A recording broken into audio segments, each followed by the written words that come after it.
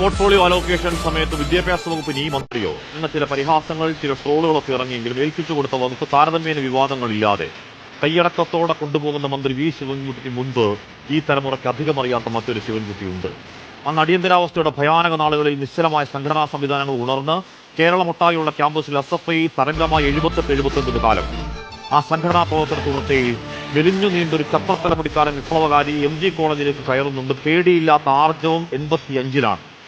അന്ന് ഈ സംഘപരിവാരത്തിന്റെ വിദ്യാർത്ഥി പ്രസ്ഥാനം അടക്കി ഭരിച്ചു വാഴും കാലം തിരുവായ്ക്കെതിർവായില്ലാതെ പാറുന്ന ഒരു കാവിപ്പൊടി.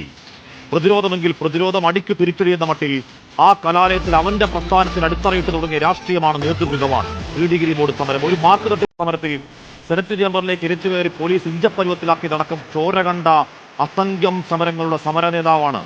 ആ വിദ്യാർത്ഥികാലം കഴിഞ്ഞ് രാഷ്ട്രീയ തുടർച്ചയിലെ തലസ്ഥാന നഗരിയിൽ വി ശിവൻകുട്ടിക്ക് ഒരു വിളിപ്പേര് വീണു: നഗരത്തിന്റെ പ്രക്ഷോഭകാരികളുടെ രക്ഷാധികാരി. സമരക്കാരെ കണ്ടാൽ ഹാലിളക്കത്തിൽ കൈതരിക്കുന്ന, കണ്ടാൽ പോലും ഭയന്നു പോകുന്ന ഒരു കാക്കി മേലാളൻ സാക്ഷാൽ IG ലക്ഷ്മണയോട് തെരുവിൽ നേർക്കുനേർ നേരിട്ട കരുത്താണ്. ഏതെങ്കിലും പാർട്ടി സാഹിത്യം അരച്ചു കലക്കി കുടിച്ച വാഗ്ദോരണി അല്ലാത്തൊരു പ്രശ്നത്തിൽ അനീതിയിൽ MLA എന്നോ പാർട്ടി സെക്രട്ടറി എന്നോ നോക്കാതെ ആ മുണ്ടും മടക്കി കുത്തി അവിടെ ഒരു കരിമ്പാറ പോലെ നിൽക്കലാണ്. രാഷ്ട്രീയം നോക്കാതെ സാധാരണക്കാരനെ കേൾക്കലാണ്. അടിത്തട്ട് രാഷ്ട്രീയമാണ് മൂലധനം. ആ നേതാവിനോടാണോ രാജ്ഭവനെ, സംഘപരിവാരമേ നിങ്ങളുടെ വിലയില്ലാത്ത വിരട്ട്? നിങ്ങൾക്ക് തെറ്റിയതാണ്, ആള് മാറിയതാണ്.